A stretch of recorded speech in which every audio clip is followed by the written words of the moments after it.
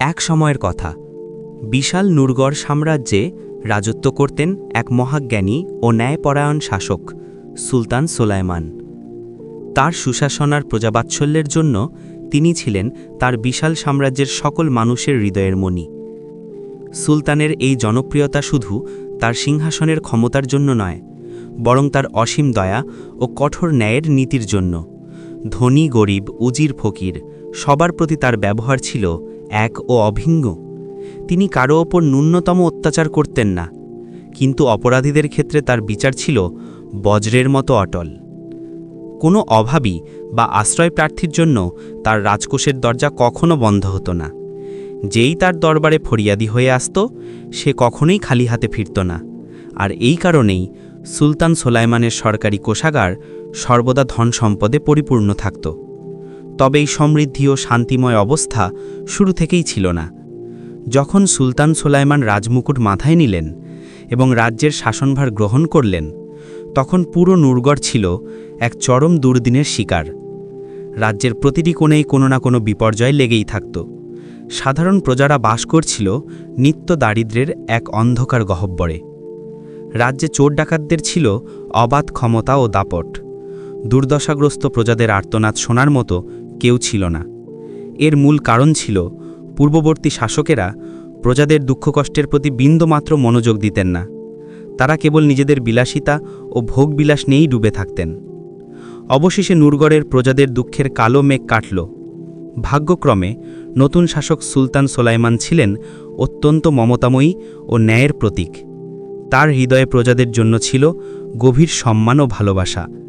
তিনি রাজ্যের ক্ষমতার লাগাম হাতে নেওয়ার সাথে সাথেই এমন কার্যকরী ব্যবস্থা নিলেন যে রাজ্য থেকে দারিদ্র্য ও অপরাধের মাত্রা দ্রুত কমতে শুরু করল।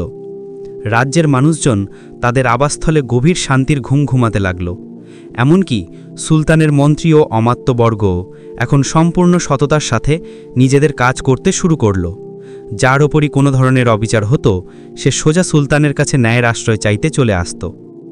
সুলতান সোলায়মানের 4 জন পুত্র ছিল। পুত্র 4 জনই ছিল রূপবান ও তেজস্বী যুবক, কিন্তু সুলতান তার কনিষ্ঠ পুত্রকে সবথেকে বেশি ভালোবাসতেন। এই ভালোবাসার কারণ ছিল ছোট পুত্র আরহাম ছিল খুব বিচক্ষণ ও উদার হৃদয়ের অধিকারী। অন্যদিকে তার অন্য 3 বড় পুত্র ছিল অত্যন্ত দাম্ভিক ও উদ্ধত। তাদের মধ্যে এই অহংকার কাজ করত যে তারা সুলতানের ঔরস্বাদ সন্তান। তারা রাজ্যের সর্বত্র উচ্ছৃঙ্খলতা করে বেড়াত এবং সাধারণ জনতাকে হয়রান করত, যার ফলস্বরূপ সেই 3 জনকে কেউই পছন্দ করত না। লোকেরা প্রায়শই সুলতানের কাছে তাদের বিরুদ্ধে নালিশ করত। এই বিষয়টি সুলতানের মনে গভীর কষ্ট দিত। তিনি তার 3 জ্যেষ্ঠ পুত্রকে বহুবার উপদেশ দিয়েছিলেন, কিন্তু সেই উপদেশে তাদের বিন্দুমাত্র ভ্রূক্ষেপ হতো না। সুলতানের ইচ্ছা ছিল যে তার পুত্রেরা জ্ঞান ও প্রজ্ঞা অর্জন করুক, কিন্তু জ্যেষ্ঠ পুত্রেরা পিতার সেই আকাঙ্ক্ষা পূরণ করল না। তারা মাদ্রাসায় গিয়ে বিদ্যালাভের জন্য উদ্যোগী হল না। কিন্তু ক্ষুদ্রতম রাজকুমার, যার নাম ছিল অরহম, সে মনোযোগ সহকারে পড়াশোনা করত এবং জ্ঞানার্জন করত। এই কারণেই সে সুলতানের কাছে সবচেয়ে প্রিয় ছিল। সুলতান তার ওপর গর্ব করতেন যে অন্তত একজন পুত্র তো যোগ্য প্রমাণিত হল এবং এতটাই গুণবান যে সে তার পিতার সম্মান বৃদ্ধি করবে। কনিষ্ঠ ভ্রাতার প্রতি পিতার এত অধিক স্নেহ দেখে বড় ভাইদের মনে হিংসা জন্মাল এবং তারা সবসময় এই অপচেষ্টায় থাকত যে কিভাবে সুলতানের চোখে তাকে হীন করে দেওয়া যায়। তবে অরহম তাদের কখনো এমন ষড়যন্ত্র করার সুযোগ দিত না। সে তার ভাইদের দুষ্ট উদ্দেশ্য বুঝতে পারত, কিন্তু নিজের পিতার কাছে কখনো কোনো অভিযোগ জানাত না। সময় তার নিয়মিত গতিতে অতিবাহিত হতে লাগল। একদিনের ঘটনা, সুলতান সোলেমান তার সকল পুত্রকে ডেকে বললেন, আমার পুত্রগণ, আমি চাই যে আজ আমি আমার রাজসিংহাসনের উত্তরাধিকারী কে হবে সেই সিদ্ধান্ত ঘোষণা করে দিই। অর্থাৎ আমার পরবর্তীকালে যে এই রাজ্যের শাসক হবে তার নাম আমি আজই প্রকাশ করব। 4 পুত্রই এই কথা শুনে ব্যাপকভাবে বিস্মিত হয়ে গেল। সুলতান আরও বললেন, একজন আদর্শ শাসকের মধ্যে যে সমস্ত সদ্গুণ থাকা আবশ্যক, সেই সব গুণাবলী আমার কনিষ্ঠ পুত্র অরহমের মধ্যে বিদ্যমান। এই কারণে আমি তাকেই আমার রাজ্যের ভার অর্পণ করার ফয়সালা করছি। অর্থাৎ আমার পরে আমার সিংহাসনের উত্তরাধিকারী হবে আমার কনিষ্ঠ পুত্র অরহম। এই ঘোষণা শুনে বড় ভাইদের হৃদয়ে যেন আগুন জ্বলে উঠল। তারা কি করে এটা সহ্য করতে পারত যে সবচেয়ে ছোট ভাই রাজত্ব পেয়ে যাক? তারা প্রকাশ্যে কিছু বলতে পারল না, কারণ পিতার আদেশ অমান্য করার সাহস তাদের ছিল না। কিন্তু তারা অন্তরে ঠিক করে নিল যে যে কোনো উপায়েই তারা সুলতানকে তার সিদ্ধান্ত পরিবর্তন করতে বাধ্য করবে। তারা সেই মুহূর্তে কোনো কথা বলল না, কিন্তু যেই ছোট ভাই সেখান থেকে প্রস্থান করল, অমনি তারা পিতাকে বলতে শুরু করল যে আপনি যে সিদ্ধান্ত নিয়েছেন তা একদমই ভুল। সুলতান বললেন, এসব কি আবল তাবল বকছো তোমরা? তোমরা কি চাও যে আমি তোমাদের কারো হাতে আমার রাজ্যভার তুলে দিই, অথচ তোমরা সবাই অকর্মণ্য ও অশিক্ষিত? শেষ পর্যন্ত অরহমের মধ্যে এমন কি ত্রুটি আছে? বড় পুত্র বলল, সে আপনার জীবনের শত্রু। সুলতান চিৎকার করে উঠলেন, এটা সম্পূর্ণ মিথ্যা। সে কেন আমার প্রাণের শত্রু হতে যাবে? নিশ্চিতভাবেই এটা তোমাদের কোনো চক্রান্ত। বড় পুত্র বলল, সে আপনার জীবনের শত্রু এই কারণে যে সে জানে যে যদি আপনি তার দুষ্কর্মের কথা জানতে পারেন তাহলে আপনি আপনার সিদ্ধান্ত পরিবর্তন করে ফেলবেন। এই জন্যই সে আপনার প্রাণনাশের চেষ্টা করছে। কিন্তু সুলতান বললেন, এটা মিথ্যা ধারণা, এমনটা হতেই পারে না। বড় ভাইরা বলল, আমরা এই কথাটা আজ রাতেই প্রমাণ করে দেব। এ কথা বলে বড় ভাইরা সেখান থেকে প্রস্থান করল। সুলতান এখন গভীর চিন্তায় ডুবে গেলেন। ছোট পুত্র অরহমের একটি অভ্যাস ছিল যে সে প্রতিদিন যখন সুলতানের শয়নকাল হতো তখন সে নিজেই একটি দুধের পাত্র নিয়ে যেত এবং নিজের হাতে পিতাকে সেই দুগ্ধ পান করাত। আজ রাতে যখন অরহম সেই দুধের পাত্র নিয়ে সুলতানের কাছে পৌঁছালো, ঠিক তখনই যেই সুলতান সেই দুধ পান করতে যাবেন তখনই বড় পুত্র, যে সেখানেই দাঁড়িয়েছিল, সে পেয়ালাটি ছিনিয়ে নিয়ে নিচে ফেলে দিল। দুধ মেঝেতে ছড়িয়ে পড়ল এবং তখনই একটি বিড়াল এসে সেটি চাটতে শুরু করল। সুলতান গর্জন করে বললেন, এ কেমন অভদ্রতা! কিন্তু পরম মুহূর্তেই তার মুখ বিস্ময় খোলা থেকে গেল, কারণ সেই বিড়ালটি সঙ্গে সঙ্গেই মারা গিয়েছিল। বড় ভাই প্রথমে আরহামের দিকে কঠিন দৃষ্টিতে তাকালো, তারপর নিজের পিতার দিকে তাকিয়ে বলল, দেখলেন আপনি, বিড়ালটা মরে গেল। ঠিক একই রকমভাবে আপনিও মারা যেতেন। আরহামি দৃশ্য দেখে বিমূঢ় হয়ে গেল। তার বোধগম্য হচ্ছিল না যে এসব কি ঘটছে। আসল ঘটনা ছিল সেই দুধের মধ্যে বড় ভাইরা বিষ মিশিয়ে দিয়েছিল, অথচ আরহাম এই ষড়যন্ত্র সম্পর্কে সম্পূর্ণভাবে অজ্ঞ ছিল। পিতা তার পুত্র আরহামের দিকে তীব্র দৃষ্টিতে তাকালেন এবং ঘৃণার সাথে বললেন, এই তোমার আসল চরিত্র? তুমি এমন অভিনয় করতে জানো আমাকে খুব ভালোবাসো, কিন্তু আসলে আমাকে হত্যা করতে চেয়েছিলে। ভালো হলো, সঠিক মুহূর্তে আমার চোখ খুলে গেল। আরহাম ঘাবড়িয়ে গিয়ে কখনো সুলতানকে দেখছিল, কখনো বড় ভাইকে দেখছিল, তো কখনো মৃত বিড়ালটাকে দেখছিল। তার মুখ দিয়ে কোনো কথা বের হচ্ছিল না। সুলতান অবিলম্বে বললেন, প্রধান উজিরকে ডেকে আনা হোক। আমরা আমাদের সিদ্ধান্ত পরিবর্তন করেছি। আমার পর রাজ্য 3 বড় পুত্রের মধ্যে সমানভাবে বণ্টিত হবে এবং এই বিশ্বাসঘাতক আরহাম কিছুই পাবে না। এই নিজের পিতার শত্রু হয়ে উঠেছে।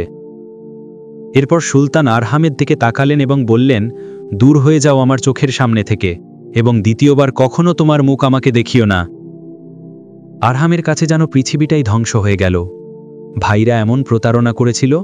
সুলতান এতটাই ক্রোধে ছিলেন যে আরহামকে নিজের পক্ষ সমর্থন করে কিছু বলার সুযোগই দিলেন না, এবং আরহাম সেখান থেকে চলে গেল আর নিজের কক্ষে গিয়ে আর্তনাদ করে কাঁদতে লাগল।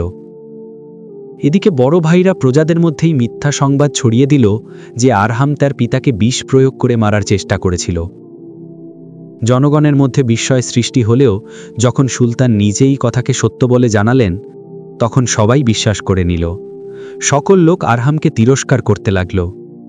বড় ভাইদের চক্রান্ত সফল হয়ে গিয়েছিল, কিন্তু তখনও তাদের সামনে একটি জটিলতা ছিল। এটা সম্ভাবনা ছিল যে সুলতান সত্যিটা জানতে পেরে যাবেন এবং তিনি আবার আরহামকে তার উত্তরাধিকারীর পদে ফিরিয়ে দেবেন। এই কারণে তারা সুলতানকে, অর্থাৎ নিজেদের পিতাকে হত্যা করার সিদ্ধান্ত নিল। তৃতীয় দিনেই সুলতানের হত্যাকাণ্ড ঘটল। পুরো রাজ্যে দুঃখের খবর ছড়িয়ে পড়ল। সমস্ত প্রজা অশ্রু বিসর্জন করছিল। সবচেয়ে বেশি এই ঘটনার জন্য দুঃখ হচ্ছিল আরহামের। কিন্তু সকলের সন্দেহ আরহামের উপরেই ছিল যে সেই পিতাকে হত্যা করেছে, কারণ সে আগেও সুলতানকে মারার চেষ্টা করেছিল। বড় ভাইরাও মিথ্যা কান্না কাঁদছিল। কিছুদিন অতিক্রান্ত হল। সুলতানের রাজ্য বড় ভাইদের মধ্যে সমানভাবে ভাগ করে দেওয়া হল। সুলতানের প্রাসাদ সবচেয়ে বড় ভাইয়ের ভাগে পড়ল। সুলতানের মৃত্যুর পর রাজ্যের পরিস্থিতি আগের মতো রইল না, বরং পুনরায় একবার রাজ্যের দারিদ্র্য আরও ছড়িয়ে পড়তে লাগল। এর কারণ ছিল যে বড় ভাইরা রাজ্যের মঙ্গল চিন্তা বাদ দিয়ে নিজেরা ভোগ বিলাসে মত্ত হয়ে উঠেছিল। তারা ছিল অত্যন্ত লোভী। সুলতানের কোষাগারে যা সম্পদ ছিল তারা তা নিজেদের আরামায়েশে খরচ করে দিল। রাজ্যের সাধারণ মানুষের জন্য রাজপ্রাসাদের দরজা এবার বন্ধ হয়ে গিয়েছিল। অন্যদিকে ছোট ভাই আরহামকে প্রাসাদের মধ্যে একটি ক্ষুদ্র কুঠরিতে রাখা হলো। সে দিনরাত সেখানে পড়ে থাকত এবং নিজের দুর্ভাগ্যের জন্য অশ্রু ফেলত। সে ভাবত, মাত্র কিছুদিন আগেও সে একজন রাজপুত্র ছিল, পিতার সবচেয়ে আদরের এবং প্রিয় পাত্র, আর আজ সে তার ভাইদের এখানে একজন সেবক। ভাইরা তাকে ঘোড়াদের দেখভাল করার কাজ দিয়েছিল, তাকে পেট ভরে খাবারও খুব কষ্টে জুটত এবং ভাইদের তিরস্কার আলাদা করে শুনতে হতো। কয়েকবার তার মনে এলো যে এই রাজ্য ছেড়ে পালিয়ে যায়, কিন্তু তারপর সে ভাবল পালিয়ে গেলে সমস্যার সমাধান হবে না। সে দুঃখ সহ্য করেও নিজের সমস্ত কাজ করত এবং ঘোড়াদের যত্ন নিত। এক রাতে কথা, যখন আরহাম আস্তাবল থেকে ফিরে আসছিল, তখন সে তার ভাইদের জোরে জোরে হাসির শব্দ শুনতে পেল। সে লুকিয়ে তাদের কথা শুনতে লাগল। বড় ভাই বলছিল, পাশের রাজ্যের বাদশার 4টি কন্যা আছে, 4জনই অত্যন্ত সুন্দরী, আর আমরা 3জন তাদের মধ্যে 3 বোনের সাথে বিবাহ করতে চলেছি। কিন্তু একটি জটিলতা আছে যে তিনি 4 বোনের বিবাহ একসাথেই দেবেন, এবং তার সবচেয়ে ছোট কন্যা একটি শর্ত রেখেছেন যে যে ব্যক্তিরা তাকে বিবাহ করতে চান তারা সবাই এক স্থানে জমায়েত হোক। তারপর সে তার পোষা পাখিটি উড়াবে। সেই পাখিটি যে পুরুষের মাথার ওপর বসবে তার সাথেই রাজকুমারীর বিবাহ হবে। আর এই সব পরশুদিনই হতে চলেছে। আমরা 3জন আগামীকাল সকালে রওনা হয়ে যাব, যাতে পরশু পর্যন্ত সেখানে উপস্থিত হতে পারি, এবং পরশু সন্ধ্যায় বিবাহের আয়োজন সম্পন্ন হবে। সব ভাই খুবই আনন্দিত হলো। পরের দিন সূর্য ওঠার আগেই তারা 3জন নিজেদের ঘোড়ায় আরোহণ করে রওনা হয়ে গেল। আরহাম প্রাসাদে একা ছিল। সে ভাবল যে তারও যাওয়া উচিত, যদিও তার নিষ্ঠুর ভাইরা তাকে হুমকি দিয়েছিল যে সে যদি প্রাসাদ থেকে 1 পাও বাইরে রাখে তবে তার নিস্তার নেই। কিন্তু সে ভাবল যা হবার হবে, দেখা যাবে, এবং সেও একটি ঘোড়ার ওপর সওয়ার হয়ে বেরিয়ে পড়ল। রাস্তায় চলতে চলতে একটি ঘন জঙ্গল পড়ল। জঙ্গলের মধ্যে দিয়ে যাওয়ার সময় সে দেখল যে তার সামনে একজন দরবেশ এসে দাঁড়িয়ে গেছেন। আরহাম ঘোড়া থেকে নেমে তাকে শ্রদ্ধা জানালো। দরবেশ বললেন, বেটা, আমি এই জঙ্গলে পথভ্রষ্ট হয়েছি এবং খুবই ক্ষুধার্ত।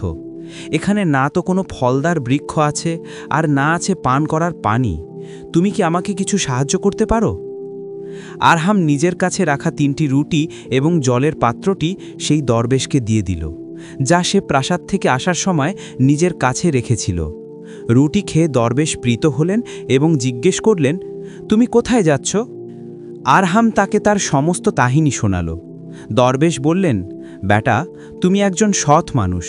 তুমি আমাকে তোমার খাবার দিলে, এবং এখন আমিও তোমাকে কিছু দিতে চাই। এই কথা বলে দরবেশ একটি আংটি আরহামকে দিলেন এবং বললেন, এই আংটিটি তুমি ধারণ করো, এবং এটি ধারণ করে তোমার যে কোনো 3টি ইচ্ছা পূরণ হতে পারে। শুধু এটুকু মনে রেখো যে তোমার খাওয়ানো 3টি রুটির বিনিময়ে এটি তোমার পুরস্কার। তবে এই আংটির ভুল ব্যবহার করো না। এই কথাগুলো বলে দরবেশ সামনের দিকে এগিয়ে গেলেন। আরহাম আংটিটি ধারণ করল এবং দরবেশকে প্রণাম করে সেও সামনের দিকে যাত্রা করল। যখন সে প্রতিবেশী রাজ্যে পৌঁছালো, তখন সেখানকার বাদশার কাছে যাওয়ার আগে সে ভাবল যে তার ভাইরা আগে থেকেই সেখানে উপস্থিত থাকবে এবং তারা যেন তাকে চিনতে না পারে, এর জন্য তাকে নিজের বেশভূষা পরিবর্তন করতে হবে। আরহাম তাৎক্ষণিকভাবেই একজন গরিব ভিক্ষুকের মতো পোশাক ধরল এবং সেই স্থানটিতে পৌঁছালো যেখানে কনিষ্ঠ রাজকুমারীর সাথে বিবাহের জন্য লোকেরা জমায়েত হয়েছিল। কনিষ্ঠ রাজকুমারী প্রাসাদ থেকে বাইরে এলেন। তিনি খুবই রূপবতী ছিলেন। তার সৌন্দর্য দেখে সকল লোক বিস্মিত হয়ে গেল। রাজকুমারীর সাথে তার পোষা পাখিটিও ছিল। রাজকুমারী তার পাখিটিকে উড়িয়ে দিলেন। পাখিটি জনতার ভিড়ের ওপরে ঘোরাফেরা করতে লাগল। লোকেরা তাকে আকর্ষণ করার জন্য ডাকতে লাগল। ঠিক তখনই সেই ভিড়ের মধ্যে গরিব ভিক্ষুক সেজে থাকা আরহাম নিজের আংটির ব্যবহার করল এবং ইচ্ছা করল যে এই পাখিটি যেন তার মাথায় বসে, এবং ঠিক সেটাই হলো। পাখিটি ভিক্ষুক বেশে থাকা আরহামের মাথার ওপর বসে গেল। সকল লোক চিৎকার করে উঠল যে এই ব্যক্তি হবে রাজকুমারীর পতি। যখন বাদশাহ দেখলেন যে একজন গরিব ব্যক্তির মাথায় এই পাখিটি বসে গেল, তখন বাদশাহ বললেন, মা, তুমি আবার এই পাখিটিকে উড়িয়ে দাও, এই ভিক্ষুককে এখান থেকে বের করে দিই। কিন্তু রাজকুমারী বললেন, না বাবা, এখন এই গরিব মানুষই আমার স্বামী, এখন যাই ঘটুক আমি এর সাথেই বিবাহ করব, এটাই আমার ভাগ্য। তবে মনের ভিতরে রাজকুমারীও হতাশ ছিলেন। এরপর 3 বড় ভাইয়ের বিবাহ বড় বোনদের সাথে হয়ে গেল এবং ছোট ভাইয়ের বিবাহ কনিষ্ঠ রাজকুমারীর সাথে সম্পন্ন করা হলো। বড় বোনেরা তাদের ছোট বোনের এই কাণ্ডজ্ঞানহীনতা নিয়ে হাসাহাসি করছিল এবং তার স্বামী নিয়ে উপহাস করতে লাগল। বড় ভাইয়েরাও এই সিদ্ধান্ত নিয়েছিল যে তারা এই গরিব ভিক্ষুককে খুব ঠাট্টা বিদ্রূপ করবে। পরের দিনেই বড় ভাইরা তাদের শ্বশুরকে বলল, মহারাজ, আমরা শিকারের জন্য যেতে চাই। বাদশাহ বললেন, হ্যাঁ হ্যাঁ, নিশ্চয়ই যাও, শিকার খেলা তো রাজা বাদশাদের শখের বিষয়, কিন্তু সেই গরিব ভিক্ষুককে সঙ্গে নিয়ে যেও না। বড় ভাই বলল, না, সেও আমাদের সাথে অবশ্যই যাবে। বাদশাহ বললেন, ঠিক আছে, তোমাদের যেমন ইচ্ছা। আস্তাবল থেকে সেরা ঘোড়া এবং অস্ত্রশস্ত্র নিজেদের সাথে নিয়ে যাও। কিন্তু সেই গরিব ভিক্ষুককে একটি গাধা দেওয়া হলো এবং সবাই তাকে নিয়ে মজা করতে লাগলো। বড় ভাইরা ঘোড়ায় আরোহণ করে চলে গেল এবং ছোট ভাই পেছনে পেছনে গাধার সাথে চলতে লাগলো। সে একটি জায়গায় গিয়ে লুকিয়ে পড়ল। সে চোখের আড়াল করে আংটিটি বের করল এবং নিজের দ্বিতীয় ইচ্ছা প্রকাশ করল যে এই জঙ্গলের সমস্ত বন্য প্রাণী যেন তার অনুগত হয়ে যায়। তারপর সে নিজের বেশ পরিবর্তন করল এবং রাজকীয় পোশাক পরে জঙ্গলের একটি কোণে দাঁড়িয়ে গেল এবং দেখতে দেখতেই জঙ্গলের সব প্রাণী তার সামনে এসে মাথা নত করল, যেন তারা তাকে নিজেদের শাসক হিসেবে স্বীকার করে নিয়েছে। এদিকে যখন বড় ভাইরা জঙ্গলে পৌঁছালো, তখন দেখল যে জঙ্গলে একটিও বন্য প্রাণী ছিল না। সব প্রাণী কোথায় গেল? তারা খুবই অবাক হলো। তখনই তারা দেখল যে এক জায়গার হাজার হাজার প্রাণী দাঁড়িয়েছিল এবং একটি বড় পাথরের ওপর কোনো এক বাদশা দাঁড়িয়ে আছেন। যেই বড় ভাইরা প্রাণীদের শিকার করার জন্য অস্ত্র বের করল, জঙ্গলের বাদশা অর্থাৎ ছোট ভাই বললেন, সাবধান, যদি তোমরা একটিও প্রাণীকে আঘাত করার চেষ্টা করো, তবে এই সব প্রাণী আমার এক ইশারাকে তোমাদের সকলের উপর আক্রমণ করবে। তারা ভয় পেয়ে গেল এবং বলল, হে জঙ্গলের বাদশা, আমরা অনেক দূর থেকে এসেছি এবং রাজপুত্র, যদি আমরা শিকার না করে খালি হাতে ফিরে যাই তবে আমাদের বড়ই অপমান হবে। দয়া করে আমাদের একটি করে হরিণ দিন, তাহলে আমরা আপনার প্রতি কৃতজ্ঞ থাকব। জঙ্গলের বাদশা বললেন, এখান থেকে যদি তোমরা শিকার নিয়ে যেতে চাও তবে তার মূল্য পরিশোধ করতে হবে। ভাইরা বলল, ঠিক আছে, আমরা মূল্য দিতে প্রস্তুত। তখন তিনি বললেন, তোমরা এমন করো, তোমাদের হাতে পড়া সব মূল্যবান হীরের আংটি আমাকে দিয়ে দাও এবং বদলে একটি করে হরিণ নিয়ে যাও। বড় ভাইরা কি করবে? সম্মানের প্রশ্ন ছিল। তারা তাদের মূল্যবান আংটিগুলো খুলে জঙ্গলের বাদশাকে দিয়ে দিল এবং একটি করে হরিণ নিয়ে প্রাসাদে ফিরে এলো। তাদের শ্বশুর বাদশা খুবই খুশি হলেন যে তার জামাইরা শিকার করে ফিরেছে। এদিকে ছোট ভাই আবার একজন গরিব ভিক্ষুকের রূপ নিল এবং প্রাসাদে খালি হাতে পৌঁছালো।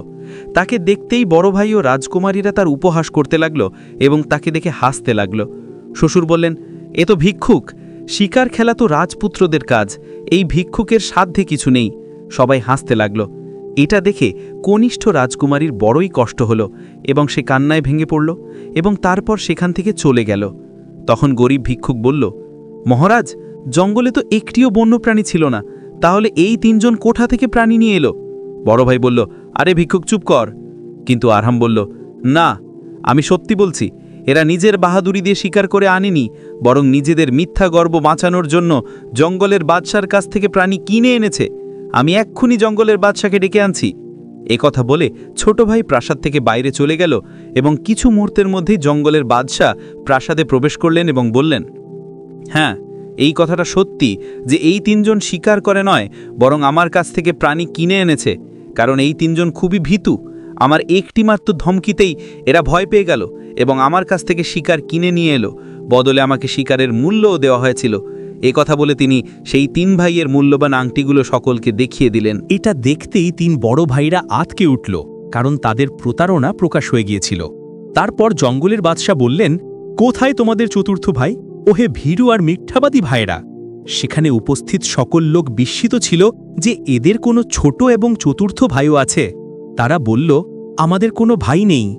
এই কথাটা শোনা মাত্রই জঙ্গলের বাদশা তাৎক্ষণিকভাবেই নিজের আসল রূপ দেখিয়ে দিলেন এবং বললেন, তাহলে আমি কে? সে তো সবচেয়ে ছোট ভাই আরহামই ছিল। তাকে দেখতেই বড় ভাইদের পায়ের তলা থেকে মাটিই সরে গেল। তাদের কাছে কোনো জবাব ছিল না। তখন আরহাম তার শ্বশুরকে সমস্ত ঘটনা জানালেন যে কিভাবে তার ভাইরা ধোঁকাবাজি করে তাকে ফাঁসিয়েছিল। এসব শুনে বাদশা ক্রোধে উন্মত্ত হয়ে উঠলেন এবং অবিলম্বে 3 ভাইকেই কারাগারে বন্দী করার আদেশ দিলেন। যখন আরহামের স্ত্রী অর্থাৎ কনিষ্ঠ রাজকুমারী তার স্বামীর আসল চেহারা দেখলেন, তখন তিনি খুবই আনন্দিত হলেন। আরহামের তার ভাইদের প্রতি দয়া হল। সে বাদশার কাছে তাদের জন্য ক্ষমা চাইলেন এবং তাদের একটি সুযোগ দেবার মিনতি করলেন।